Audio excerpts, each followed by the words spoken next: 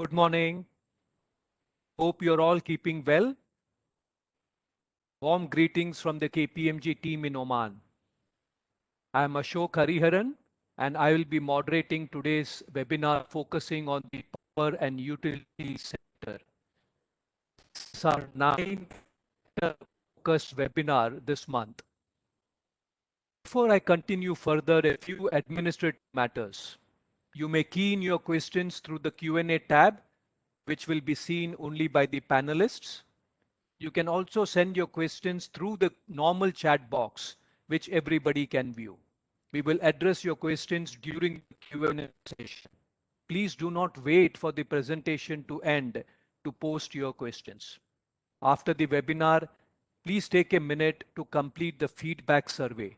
Your comments are always valued. Finally, as is the practice, this session is being recorded. Let's look at the agenda. Businesses are running against time to get ready for the VAT go-live date of 16th April, which is just 3 weeks away. Yesterday, the tax authority's unofficial English translation of the executive regulations was uploaded on their portal. I always recommend to clients and our team not to solely rely on English translations. It is important to confirm the VAT treatment by looking at the Arabic version. After my introduction, we will provide you with a status update on Oman's VAT implementation. We will take you through the Oman VAT framework and then deal with specific issues for the power and utility sector, such as the VAT treatment of supply of power and water, the independence of the VAT treatment from the accounting treatment. This is particularly the case for matters like capacity charges. How do you deal with pass-through costs? What about the ongoing long-term power and water purchase agreements? What is the implication of the change in law clause in these agreements? Apart from the VAT issues, you also need to make sure that your IT systems understand the VAT requirements. What changes you need to incorporate in your ERP to not only deal with the day-to-day transactions, including raising VAT compliant invoices, but equally important to generate the reports that would be required for the quarterly reporting to the tax authority. After the IT considerations, we will identify the next steps for you to be ready for the VAT go-live date. I'm pretty sure you will get there, as you did in Saudi Arabia, UAE, and Bahrain, despite many challenges. However, as you all know, the go-live date is not the sole objective. You need to be confident that your VAT implementation stands scrutiny later by the tax authority, and you have strong advisors who can help you engage with the tax authority. You would also need to take into consideration new clarifications, guidelines, which are bound to be issued as both businesses and the tax authority settle into the new VAT era. Continue to be engaged with the tax authority for our clients' benefit. In order to take you through all these topics, we have a distinguished panel of VAT specialists. We have Abha, who hopefully is a familiar face, having been in Oman for the last 3 years, partner in our tax practice. She has not only helped us establish a strong indirect tax practice to complement our well-recognized corporate tax practice, but has also been playing an important role in sharing insights on VAT to businesses and the tax authority based on her experience in the GCC states and in India. We are supported by Rob Dalla Costa, a very experienced senior advisor who has spent his last 5 years in the GCC region, including Oman. Rob has worked closely with us during the long engagement we had with the tax authority to assist them with the design of the VAT system, including drafting of the VAT legislation. Lastly, we have Julie, who is not only a VAT specialist, but more importantly, a tax technology specialist. She has been helping a number of businesses in Oman upgrade their ERP systems to deal with the Oman VAT legislation. I will now request Abha to give the VAT status update and take us through the Oman VAT framework. Abha? Thanks, Ashok. Good morning, everyone. So, a quick update on where we stand with VAT in Oman. The VAT law, as you're all aware, was published on the 18th of October 2020. It takes effect 180 days from the date it was published, which is why we go live with VAT on the 16th of April 2021. Earlier this year, the tax authority has issued 3 decisions, 2 of which are on registrations and one on zero rating of certain food items.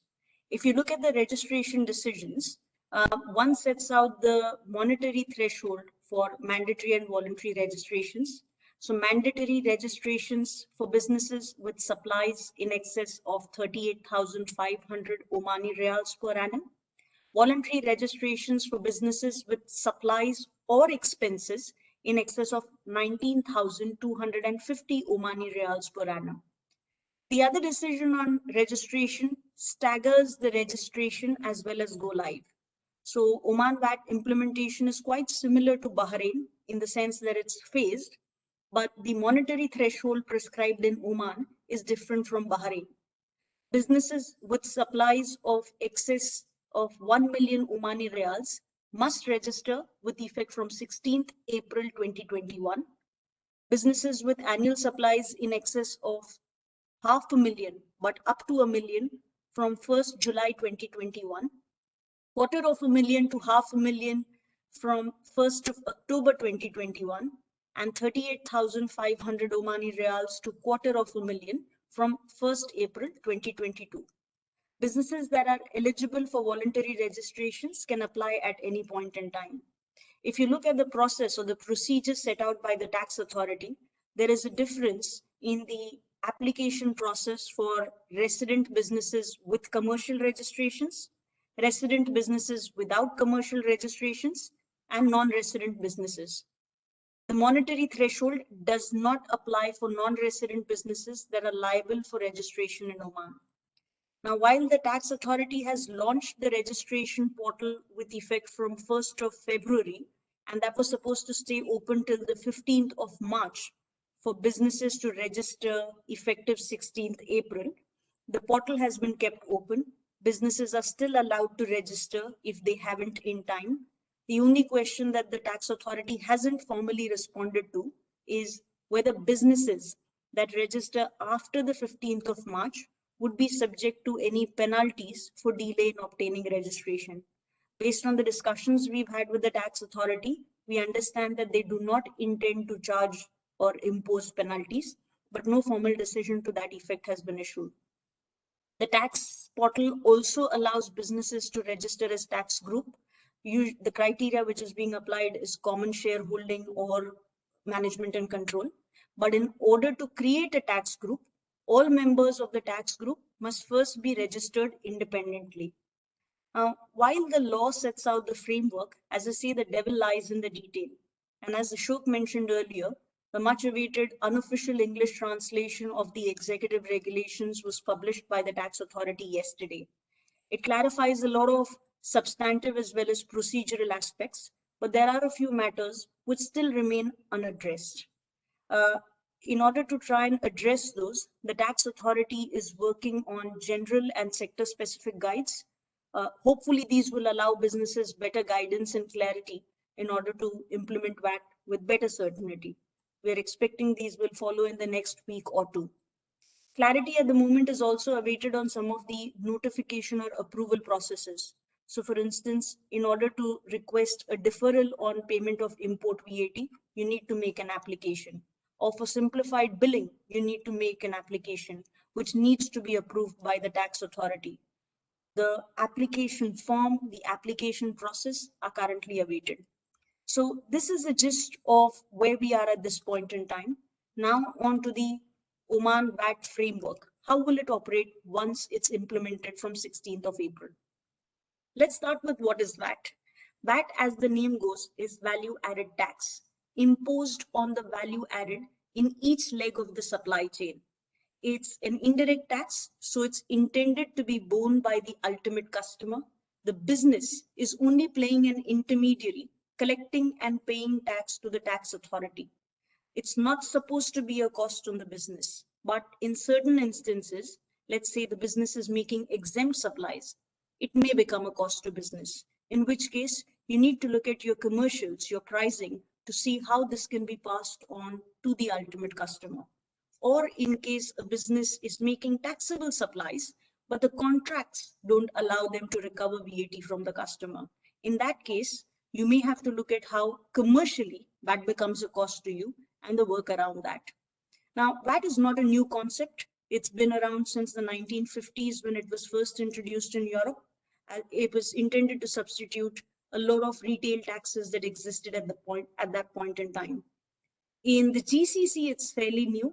The GCC member states signed up to the framework agreement in 2017, and it's the overarching agreement that sets out the principles based on which each GCC member state then needs to issue its own law, its own executive regulations to implement VAT. So far, we've had UAE and KSA implement VAT on 1st of January 2018. We had Bahrain follow on 1st of January 2019, and Oman is the fourth country, which will hopefully be followed by Qatar and Kuwait in that order. If we move on to the next slide, we look at a few concepts which hopefully most of you all are familiar with by now, but we'll just touch upon them so that you're able to appreciate the issues better. Supply, because VAT eventually is a tax on supply of goods, supply of services. But in certain instances, a transaction that in common parlance wouldn't qualify as a supply could also create a VAT exposure. This is deemed supplies. We'll deal with instances of deemed supplies in the next slide. Next is time of supply.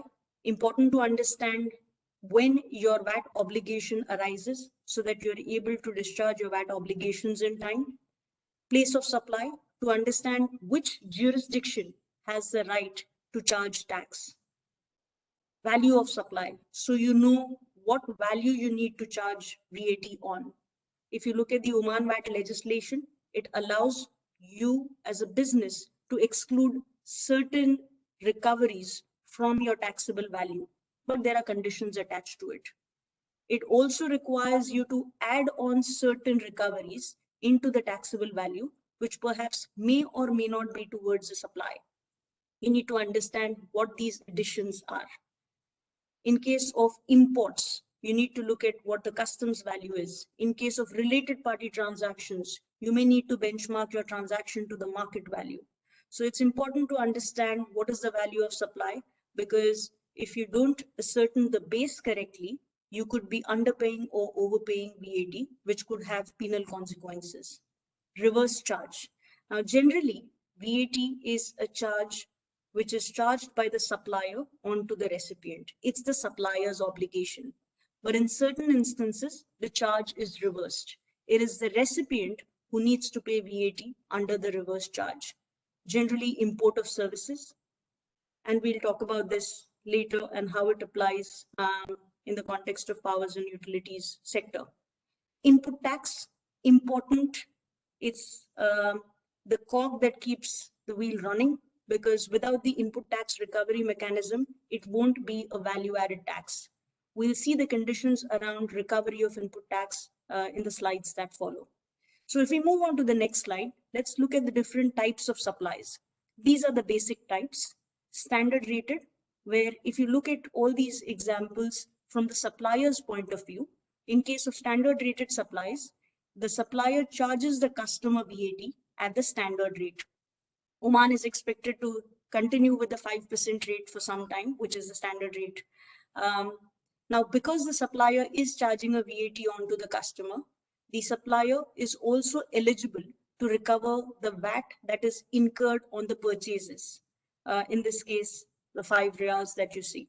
Now, an extension of taxable supplies is zero rated supplies, where the supplier charges a VAT, but at 0%. But it is still a charge of VAT, and because of which the supplier is eligible to recover the VAT incurred on the purchases. Exempt supply is slightly different in the sense that the supplier will not charge any VAT because, as the name goes, it's exempt. But because there is no charge of VAT on the supplies, the supplier is also not eligible to recover any VAT incurred on the purchases to make such supplies. Now let's look at how Oman categorizes or classifies standard rated, zero rated and exempt supplies on the next slide, please.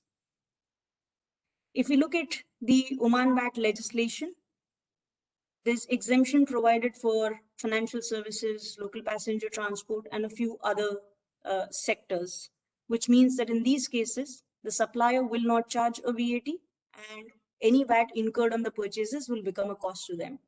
There's zero rating.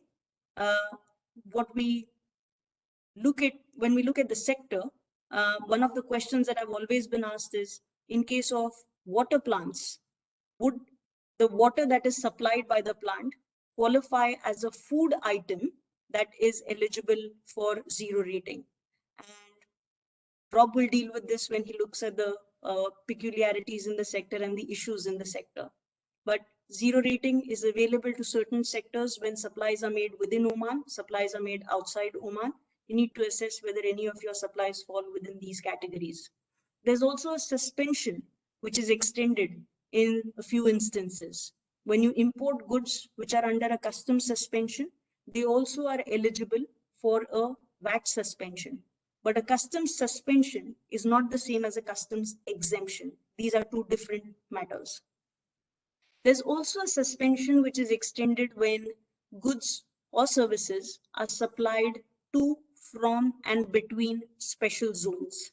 Special zones could include free zones, could include special economic zones, but these zones have to apply to the tax authority and acquire the status of a special zone for VAT purposes before they deserve a separate or a special VAT treatment. Certain transactions are also treated as outside the scope of VAT, largely transactions which do not have a place of supply within Oman, or let's say there's a transfer of business either wholly or partly on a going concern, supplies made within members of the same VAT group, or insurance claims or liquidated damages that are settled as a result of defects or damages. If we move on to the next slide, we then look at deemed supplies. Typically, you would expect that in order to qualify as a supply, there is a supplier, there is a recipient, there is supply of goods or provision of services in exchange for a consideration. But in certain instances, all of these or some of these may not exist, but the transaction may still deem to be a supply for the purposes of VAT. What's most common is when you purchase goods, purchase services, deduct input tax, because that's the basic premise. Only if you've deducted input tax on the purchases used to make such supplies will the concept of deemed supply come in. So common instances are you've deducted input tax on the purchases, but you supply them onwards free of cost, no consideration. In that case, you're creating an exposure for yourself as a deemed supply on the supplies that you've issued free of cost. Or you purchase goods or services with the intention of using them for taxable supplies, but apply them for making non-taxable supplies. Or you purchase goods or services with the intention of using them for your business, but apply them for personal or non-business purposes. So these are instances which are common examples of deemed supplies. You need to make sure that you identify these, either pay a VAT on the supplies, even if you're not recovering a commercial consideration for it, or forego the input tax credit. If we move on to the next slide, we then look at the time of supply. This helps you ascertain at what point in time your obligation to pay tax arises. So the general rule is that VAT would be payable at the earliest of the date of supply, the date of issuance of tax invoice, or the date of receipt of payment. Date of supply, depending on what kind of supply, could be different given the examples that we have in the executive regulations. So you may have different rules that help you ascertain when is the supply deemed to have been made for goods, for services, for goods that require assembly or installation. So you need to look at the date of supply being completed in light of the executive regulations to ascertain what is the date of supply. What this rule also means is that if you've received advances before the 16th of April, you could run an exposure on them once VAT is implemented. Continuous supplies, which is going to be critical to the sector because you may have monthly, quarterly, or other periodic billings. Because continuous supply essentially means consecutive invoices or consecutive payments. In case of continuous supply, the time of supply is the earliest of either the date of receipt of payment in case of an advance or the date of payment specified in the invoice. We must also note that there is an overarching rule that if you issue a tax invoice, then you create an obligation to pay VAT at the time you issue the tax invoice. So that may override or supersede all of these general rules. In case of imports, the general rule is that you're required to pay VAT at the time of customs clearance upfront in cash. The tax law as well as the regulations do allow importers to apply for a deferral, in which case, subject to the conditions attached, you may be allowed to defer your import VAT liability from the time of customs clearance to the time of filing the returns. But otherwise, the general rule is cash upfront at the time of customs clearance. And then there are special rules for vouchers and other similar supplies. If we move on to the next slide, we then look at the place of supply. What's most relevant to businesses in this sector is the supply of water through pipeline or supply of electricity. And in case of supply of water through pipeline or supply of electricity, when the supply is to a taxable trader, so let's say someone like a OPWP, the place of residence of the taxable trader is where the supply is deemed to have taken place. In all other cases, when let's say it's the retail customer, whether it's a business or whether it's a residential consumption, would be the place of actual consumption of the water or electricity. If it's not an instance of supply of water through pipeline or electricity, you then need to look at whether it's a supply of goods and the place of supply rules will apply accordingly, or it's a supply of service. And in case of supply of service, it's not just the active provision of service. In certain instances, refraining from doing an act, tolerating an act in exchange for a consideration could also qualify as a passive service, in which case you need to look at the place of supply rules for supply of service. If you look at the VAT legislation, it also carves out certain special transactions, special sectors where special place of supply rules apply. And in these cases, these rules will override the general rules of supply of goods, supply of services, and supply of oil, gas, or water through pipeline and electricity. If we move on to the next slide, we then look at input tax recovery. As I mentioned, it's critical to understand your right to recover input tax because this is what makes sure that VAT is charged or the tax is charged only on the value added. If you look at the executive regulations and the law, they allow a business to recover VAT incurred on goods or purchases either used or intended to be used for making taxable supplies or exempt supplies outside Oman. And when we say taxable supplies, it includes standard rated supplies as well as zero rated supplies. But you can recover VAT only if you are registered for the purposes of VAT and you have a valid tax invoice for the purchase. You have up to 3 years to be able to recover VAT. And in some instances, you are required to forego input tax, even if the expenses are incurred for business. Two which stand out are when you trade in goods that are prohibited in Oman, either for import or for local supply or export. And the other instances in case of categories of expenses that are specified in the legislation, which are essentially food and beverages or catering expenses or entertainment expenses, and the scope or application of either haven't been defined, or motor vehicles that are available for personal use, not necessarily used. Even if they're available for personal use, the input tax recovery on these expenses could be blocked.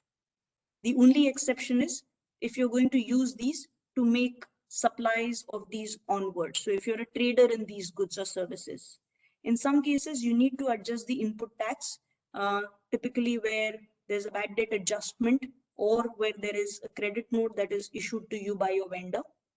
And in instances where businesses make taxable as well as exempt supplies, you need to apply apportionment methods. What this means is the business that is making taxable and exempt supplies will need to look at their profile of purchases. You are eligible to recover input tax on goods or services exclusively used for taxable supplies. You are not eligible to recover input tax on those exclusively used for exempt supplies. And for the goods and services that are common for making taxable and exempt supplies, you apply the ratio of taxable turnover to total turnover. Because Oman is implementing VAT on a staggered basis, the provisions of the legislation allow recovery of pre-registration input VAT credit, but that is subject to conditions, different conditions for goods, different conditions for services. With that, let's move on to the compliances. Every business would be required to issue a tax invoice for supplies that are made by the business. You're allowed to issue invoices in foreign exchange, but you will need to put on a few additional details. In certain instances, businesses qualify for issuing simplified invoices, but subject to an approval by the tax authority. Businesses are required to retain their records for 15 years in case of real estate related transactions, 10 years in all other cases, even if you've deregistered or cancelled your registration. You will be required as a business, registered business, to file returns. At the moment, all taxpayers are put on quarterly tax returns. So for the first return, starting 16th of April to 30th June, your obligation is on the 30th of July. You are allowed 3 years to revise returns, and so is the tax authority. There are instances where businesses can claim refund, where you have excess input tax credit. There is a mechanism which is prescribed, but that will be a separate process, a separate form, which would need to be approved by the tax authority before you can get the money back. And there are other instances of special cases which also qualify for refunds. With that, I'll pass this on to Rob so that he can walk us through the issues that are peculiar to the power and utility sector. Rob, over to you. Thank you very much, Abba, for that introduction.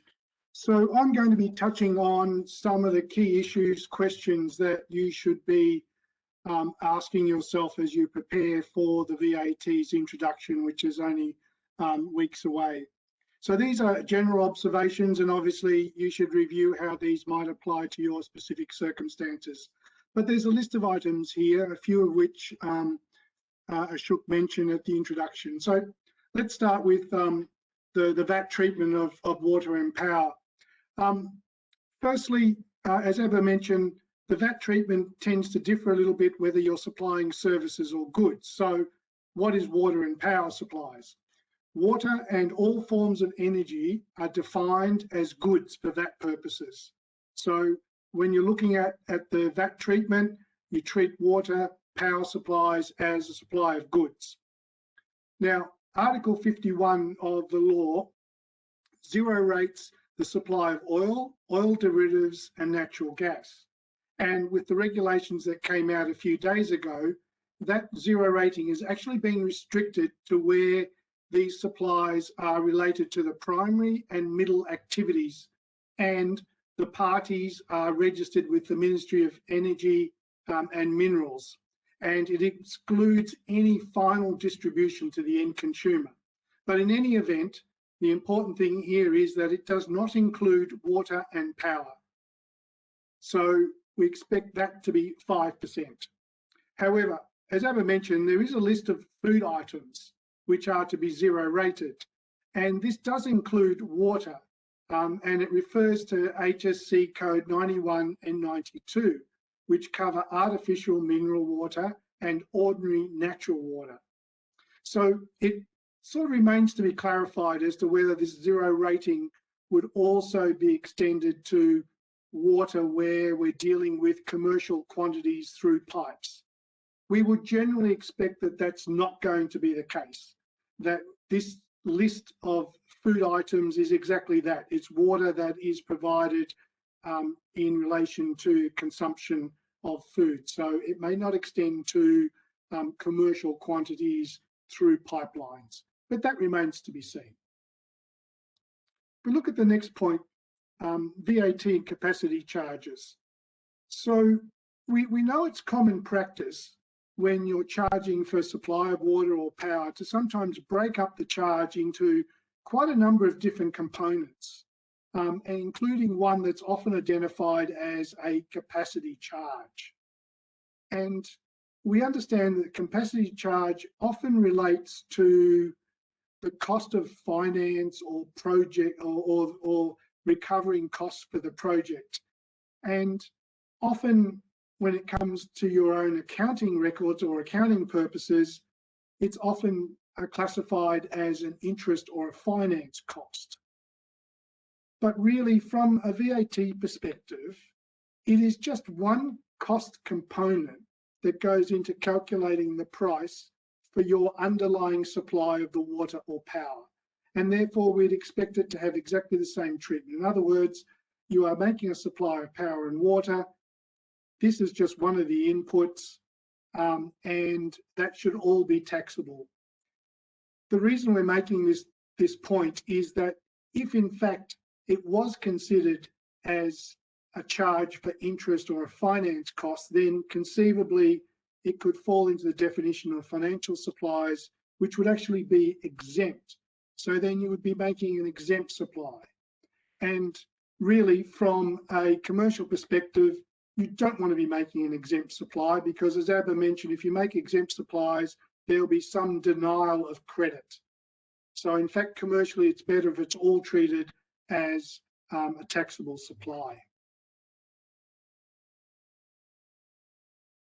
We look at the transfer of inventory, and often we're talking about spare parts that might be traded between related parties or even related parties. So we know that it's a common practice where, say, the operating entity has some related maintenance entity, that parts might be held by one and they might be loaned to another, and then they will be later replaced.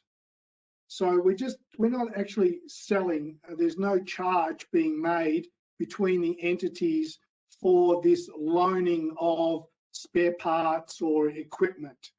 But generally, from a VAT perspective, what you have here is if there's a fairly close relationship between the lending and the return of the goods, then we're talking about a barter arrangement. So here, effectively, if there's a barter, then both parties need to issue tax invoices to each other. Both need to value them. And if you are, in fact, a related party, the values need to be at market.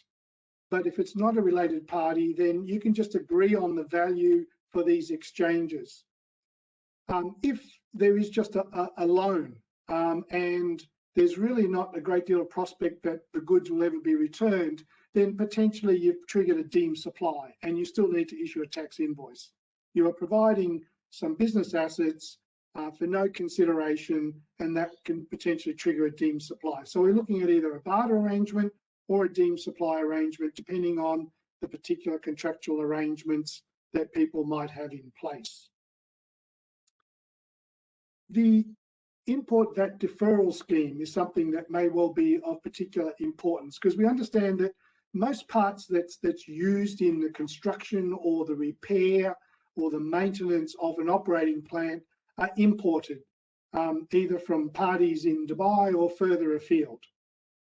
So VAT will be payable along with any customs duty by the importer of record at the time of clearing the goods through customs. So obviously, if you're importing large amounts of expensive equipment, then this can result in an adverse impact on cash flow. And, sorry. So, because you have to pay to clear the goods through customs, but then you may potentially have to wait up to 90 days before you can submit your VAT return, which is a quarterly return, before you can even hope that there'll be a refund or an offset. So the VAT law and the regulations do provide for an import deferral scheme, where the VAT that's payable at the time of importation can be deferred until your next VAT return. And in that same VAT return where you report the VAT payable on your imports, you get to recover the VAT to the extent that you're eligible. So there's actually a netting off and there's no actual cash flow impact. Unfortunately, the details of when you can apply for the scheme have not yet been issued. But if you look at the regulations, it actually requires that once you've made an application, the authorities have up to 30 days to approve your application. So effectively, there's little hope that the import deferral scheme will be, that you'll receive approval and be up and running come the 16th of April. So you're going to need to prepare for potential cash flow impact until such time as we have details of how you can apply for the scheme and what sort of guarantees you need to provide as part of your eligibility criteria. Generally, you need to have a good tax record, you need to submit a guarantee of some sort, and you need to be obviously registered for VAT.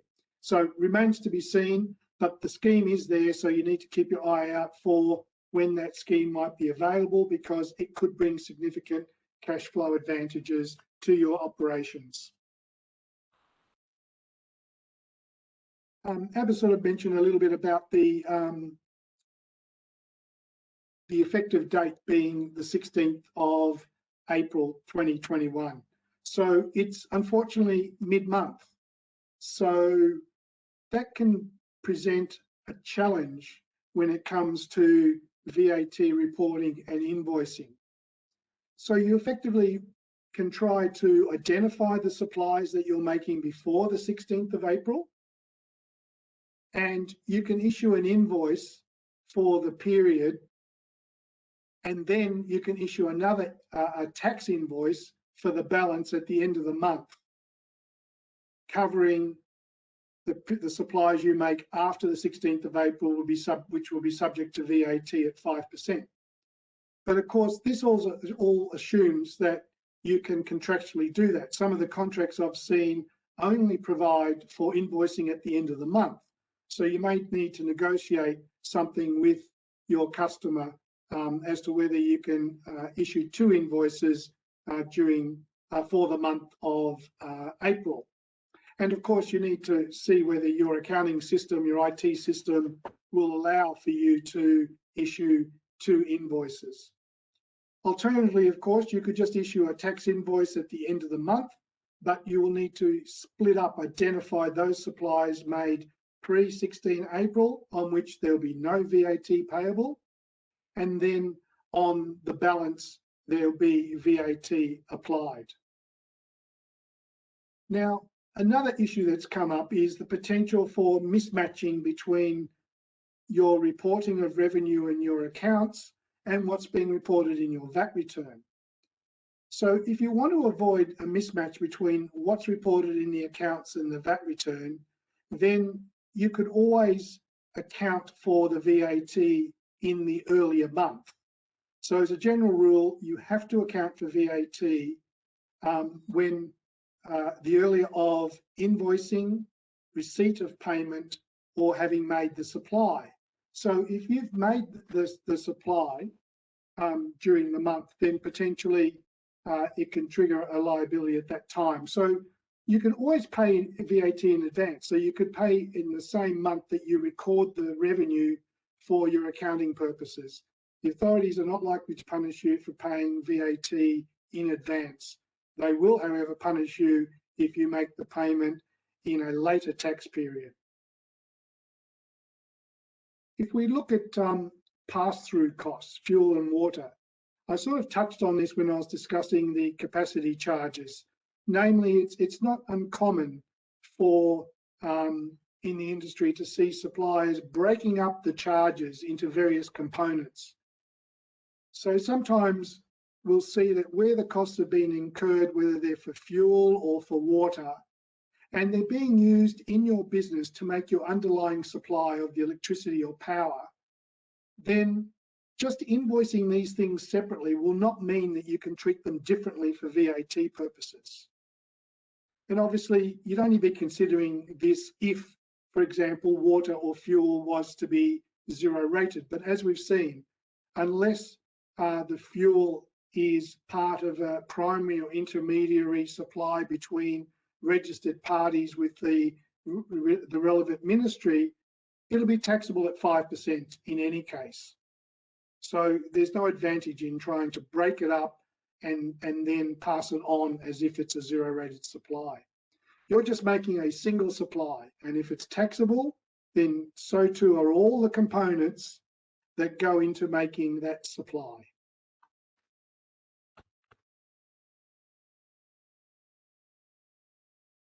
ABBA also talked about or existing long-term contracts and whether there are VAT clauses or change in law clauses. So many of you will have entered into contracts which run for many, many years with your customers, covering up to potentially 20 years. And they were entered into many years ago, and it's unlikely that those contracts would have anticipated the introduction of VAT.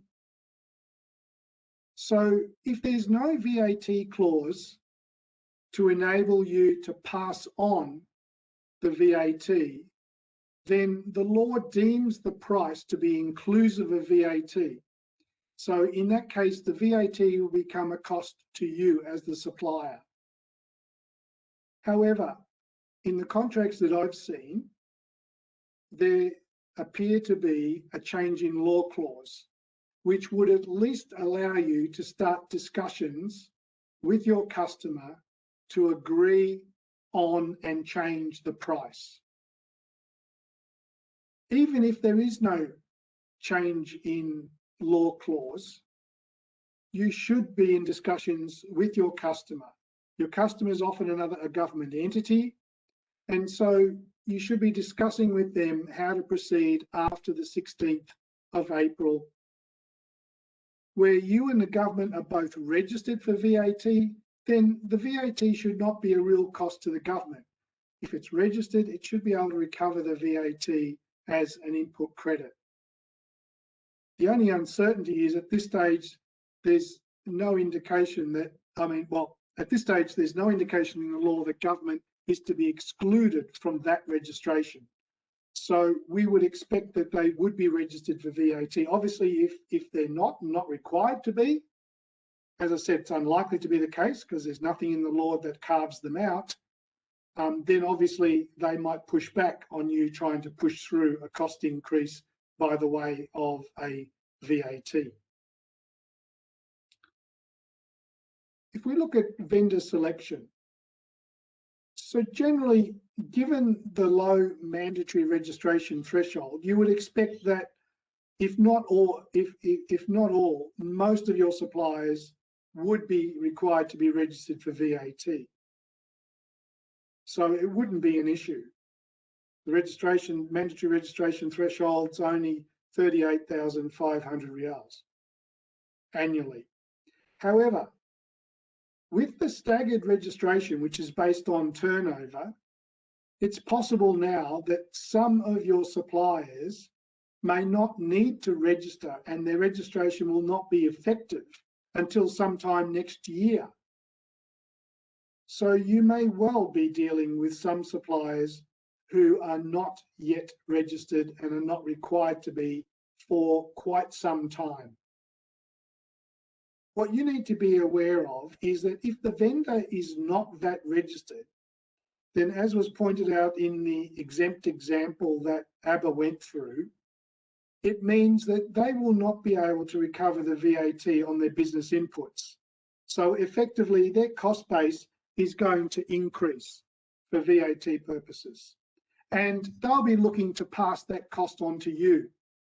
And if you accept that extra cost, then your cost base has also gone up by the built-in, the indirect VAT cost, because you can't recover that. They're not giving you a tax invoice, you can't recover the VAT. And on this point, if you're submitting or receiving POs, then you need to make sure that you're clear on whether the prices that are being quoted are inclusive or exclusive of VAT. VAT. So you're comparing like with like.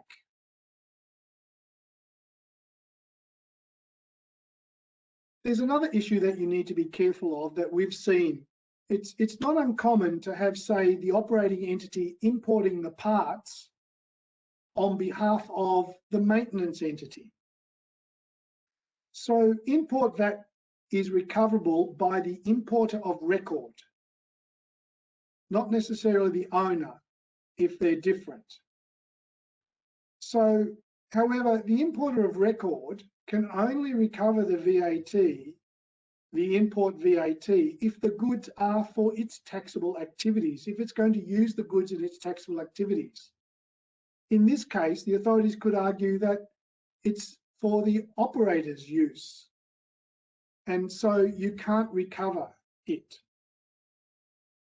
The maintenance entity can't recover the import VAT because they don't have the customs documentation to show that they paid it. They didn't pay the import VAT. So you need to be careful because potentially this sort of arrangement can result in VAT leakage. We look at employee benefits. So businesses provide employees with all types of benefits. Some are required under respective labour laws, some under employment contracts. In other GCC VAT states, they allow such benefits without triggering a deemed supply, provided they are either required under a labour law or it's normal business practice in the industry. We don't have that guidance yet here in Oman, so we're hopeful that we will get that, but until we get that, we can't just assume that because a benefit is being provided under a labour law or under an employment contract, that means the deemed supply provisions won't apply. That is the case in the other jurisdictions, but we can't import those into Oman until we know what the authorities' view is. If you provide cash payments to employees, say a cash bonus or a cash award, they're out of scope. There's not a VAT supply here. If you provide benefits in kind, a gift basket, then this will trigger a deemed supply and VAT needs to be accounted for it if you as a business have recovered the input tax credit on the purchase of that gift basket. Providing meals to employees may or may not be treated as a deemed supply. Again, we need to wait the guidance from the authorities. We know that the law says any provision of catering or entertainment is to be denied, but we don't know whether catering or entertainment would be defined to include meals that you might provide in a canteen to staff. If you're providing rental accommodation for free, then again, this could be, it won't be a deemed supply because it's exempt, so there's no VAT on this. Finally, if you are related entities, a maintenance entity and the operating entity, you need to think about whether there are benefits in grouping, but there are also potential liabilities with grouping. So you just need to be careful about jumping into group registration. You need to take advice. You need to think about the merits and benefits. So there's some of the general issues. I might now hand you over to Julie to talk about some of the IT implications. Yes, thank you, Rob. So given the time, I will just quickly give you an overview of what you need to look out for. We only have a few weeks left until your systems should be able to issue tax invoices and support you in your obligations to have to be ready for the VAT reporting. So what is it that are essential building blocks to ensure that you're compliant starting 16th of April? This slide represents all of the VAT touch points that that are there in your IT landscape, but obviously we'll not discuss all of these at the moment. But what I would want to mention are the sort of the quick fixes that you can do now to ensure that that you are ready for VAT, at least from the basics. So it all starts with the master data that you have in the system, because as we have seen in the executive regulations, there are mandatory fields that you need to have on your tax invoice. And if your current data, master data, does not have those details, then your invoices will not be compliant, which is an issue for yourselves, but also in B2B supplies, it will become an issue for your customers, because they would want to recover VAT based on your invoice. So you need to give them a compliant invoice. And if I look at what we're advising typically our clients, we say, you do not pay an invoice until you get a compliant one. So if you want to ensure that your cash flow is in order, then issuing a compliant tax invoice is a key. So master data, your customers, their tax registration numbers, that is a mandatory requirement to be on the tax invoice.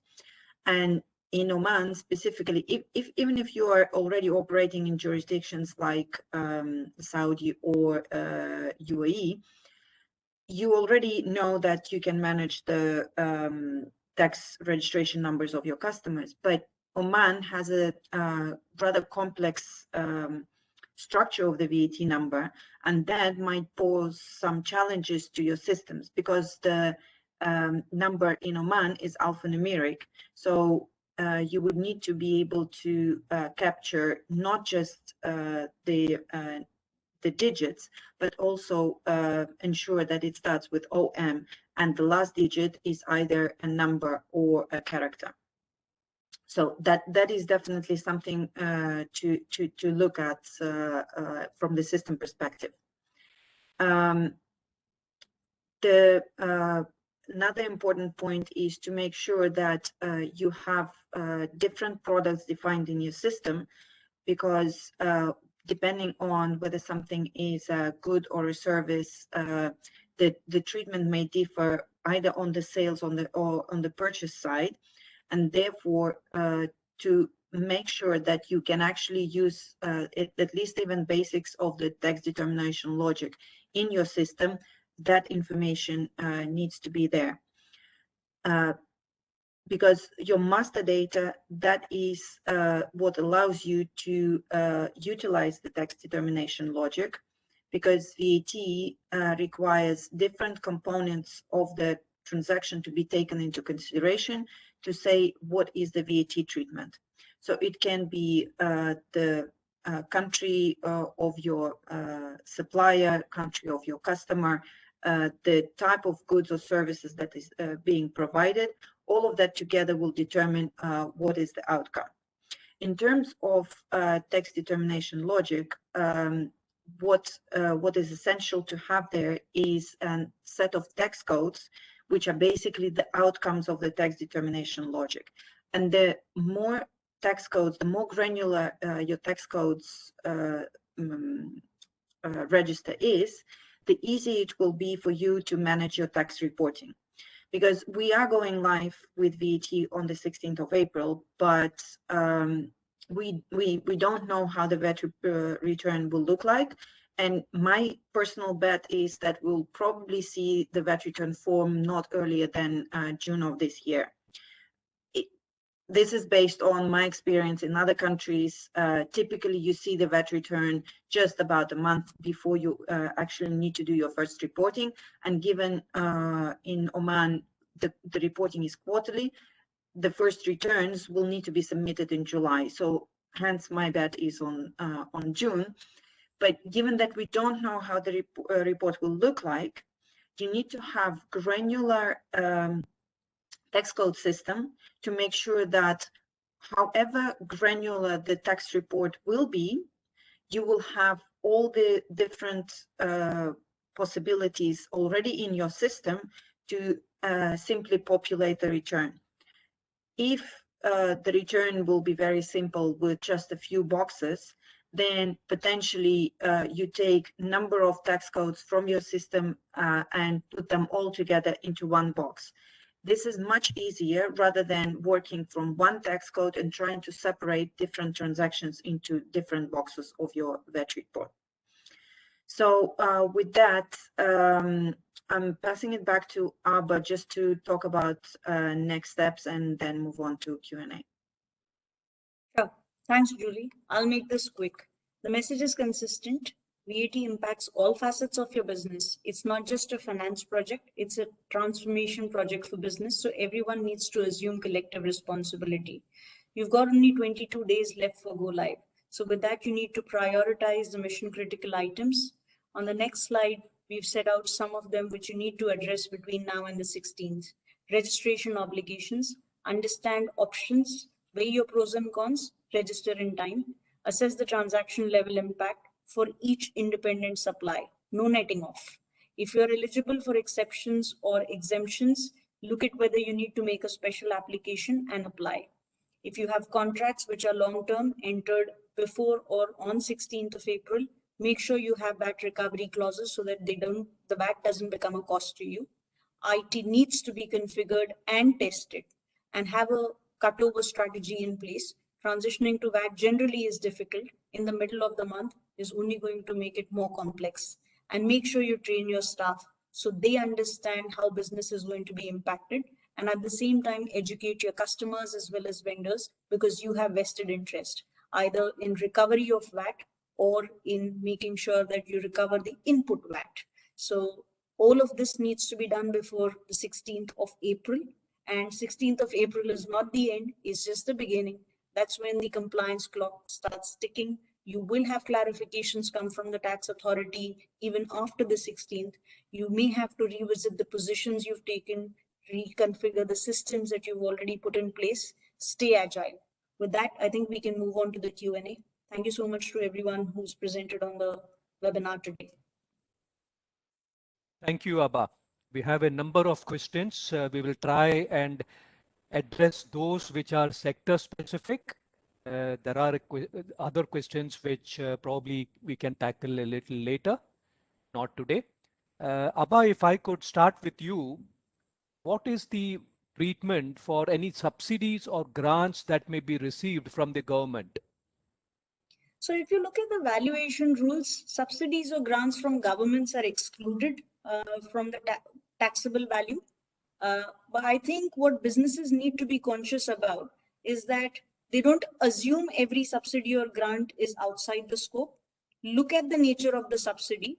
If you think that you're getting money in exchange for something that you have to provide in return, either goods or services, it may become a part of the taxable value. So let's say you're going to make a supply at 100, but the government says, no, make the supply at 75. I will make good the 25. You may need to look at the VAT implications. Right. Okay. Rob, if you could address this question. We issue a preliminary invoice at the beginning of the month based on estimates, and we finalize the invoice value at the end of the month. How do we deal with this? So my suggestion would be that when you're issuing that initial invoice based on an estimate, that should be your tax invoice. And then if you need to adjust it later, you would issue a credit or a debit note, depending on which way it goes. Good advice. Julie, what document do we issue while recovering advance? Basically, when you're just requesting the customer to pay the advance, you could go ahead and just issue whatever document that you are issuing now. It can even be an email. But because the advance triggers a tax point, the receipt of the money will need to be converted into tax liability. And at least from my experience from the system point of view, it's very difficult to capture that payment receipt and convert that into tax liability. So in my experience, again, looking from the system and process perspective, it's much easier to issue a tax invoice already at the moment when you are requesting for an advance, because that allows you to easily make sure that you register your tax liability in your accounts and subsequently reports in the VAT return. I think again, sensible response. I would think even the accountants, the auditors would probably prefer an invoice to be raised even for advance payments. Abba, this question for you. We are setting up a project company which will be undertaking the construction of the plant. It will be operational only in the next 2 to 3 years. What does that mean for our ability to recover input VAT during the pre-commercial operation? So as I mentioned earlier, when I was dealing with the section on input tax recovery, you're allowed to recover input tax on all purchases that you use or intend to use to make taxable supplies. And clearly, when you're setting up a project company, either for supplies of water or electricity in the future, you would be making taxable supplies. So what you would probably want to do is make sure that you obtain a VAT registration now, even if it's on a voluntary basis, and start recording the input tax credit, assess whether it's eligible or not. And when I say eligible or not, it's conditions of whether there's a valid tax invoice, whether these expenses are restricted. If the input tax is eligible, put it on the return and claim it as input tax. You have the option of either carrying it forward from return to return, or you can claim a cash refund subject to the conditions of refund. Now, if you're going to have 2 or 3 years of gestation period, you probably want to apply for a cash refund on an ongoing basis instead of carrying it forward, because it's only going to sit in your receivables. You will not be able to use it until you have an output tax liability. This is a question from an O&M company. Rob, if you could address this. We incur some costs for the project company that are recovered at cost. Will such recoveries project company be subject to VAT, or will they be outside the scope? Thanks, Ashok, and thanks for the question. It does raise some interesting issues as to in what capacity the costs are being incurred. So we always talk about this issue of disbursements versus reimbursements. So where you're seeking a reimbursement, then generally it's subject to VAT at 5%, but a disbursement is not. And a disbursement is where you effectively incur the cost, or you make the payment, but the liability for the cost is actually the other party. So I guess in this case you would need to carefully analyse in what capacity are you making the payment for the other party, and you need to ensure that the supplies are effectively for the use of the other party. In other words, you're not acquiring them as the principal and then on charging. So it does raise some complex issues, and you do need to go to the actual contractual arrangements to understand whether it is just a recovery in the nature of a disbursement, which would be out of scope, versus a reimbursement, which would be subject to VAT at 5%. Okay, this question, Julie, if you could please have a look at. Are there any specific guidelines for a sale and leaseback transaction? So sale and leaseback transaction is basically exactly what it is. You sell, that's transaction number one, and leasing back is as a second transaction. So in VAT, we typically take the transactions each for its own merit, and you will need to see exactly each transaction on its own to determine its own VAT consequences. Okay. Abba, this is a new concept in Oman. I came to know about it only recently. And this is the case of electricity vouchers being sold at petrol stations. How will VAT apply in these cases?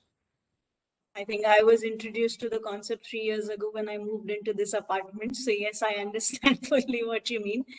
So for the benefit Probably of the people, I stay in an old accommodation where there is already a meter. so just for people who are on this webinar, electricity vouchers. The newer blocks, if you see, have meters. People do not get electricity bills. There are meters put in where you need to refill or top up with vouchers. And these vouchers can be bought at some of the convenience stores at petrol stations. Now, if you look at the Oman VAT legislation, it considers vouchers as a supply, but at what point in time do you make the supply would depend on whether it's a specific voucher or a single purpose voucher or a multi-purpose voucher. If you're able to ascertain the goods or services against which a voucher would be redeemed, their tax treatment, their place of supply, at the time you're selling the voucher, then it becomes a single purpose voucher. This electricity voucher, because you can use it only to redeem it against electricity, will be treated as a specific or a single purpose voucher, and the tax liability would arise at the time the voucher is issued or sold, not when it's redeemed. Okay. Rob, this is a question probably dealing with the transition period. How would invoices raised after 16th of April by suppliers for services already completed prior to that date be considered? So the transitional rules in the Oman law are fairly straightforward. Any supplies that are made after the 16th of April will be subject to VAT, irrespective of whether payments been received before the 16th or invoices issued before the 16th, or whether invoices are issued after the 16th. So if someone is issuing an invoice after the 16th of April for a supply that was completed before the 16th of April, then it's they just issue a normal commercial invoice, no VAT. But if it's in relation to a supply that happens after the 16th of April, and they may have already invoiced you, well, then they'll need to issue a tax invoice for the supplies made after the 16th of April. Okay. Last question for Abba, a difficult one. How long would it take to recover VAT once you apply for the refund? I'm guessing this is getting money back out of the tax authority, which is why you're saying it's difficult. I think if you go strictly by the provisions of law, if you have excess input tax credit, then you have the option of applying for a refund.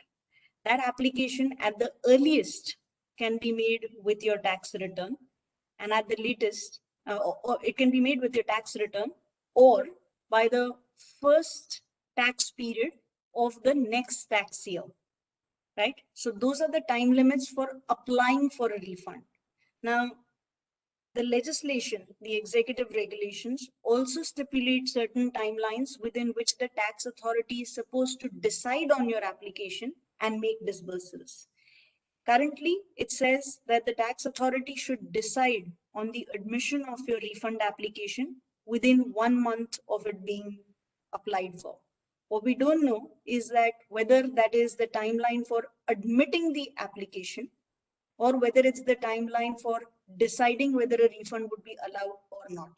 Because like in other jurisdictions, the Oman VAT legislation also provides for an inspection or audit before a refund can be granted. So 30 days to look at the refund, to make an assessment or an audit, and then decide seems a little ambitious. Having said that, those are the timelines which are currently set out in the executive regulations. We've seen in the rest of the GCC, we've seen in the rest of the GCC that even though the legislation provides a timeline, initially, until things fall in steady state, the tax authority requires time to disburse the money. We've seen it take up to 6 months to a year in some of the other jurisdictions, again, initially. So I think you need to make sure that when you assume cash flows, you're a little, you allow more time initially until things fall in steady state, and not just stick by the literal provisions of law. Let me share with the audience my experience of getting refunds for our clients on corporate tax, for example. I think once the tax department agrees that a refund is due to you and it is assessed, then I think it is given within a reasonable time frame. I don't think it takes too long, even during the COVID sort of fiscal challenges which countries face. It's good to see that they have given some time limit in the executive regulation. We'll have to see how this actually works out. So thank you, Abha, Rob, and Julie for addressing the many questions of the participants. We couldn't deal with all of them. I would like to thank all the attendees for their active participation. I'm sure you will need to sort of engage with your advisors in the coming weeks. We at KPMG are available to assist you. Good luck with the VAT implementation. Bye-bye.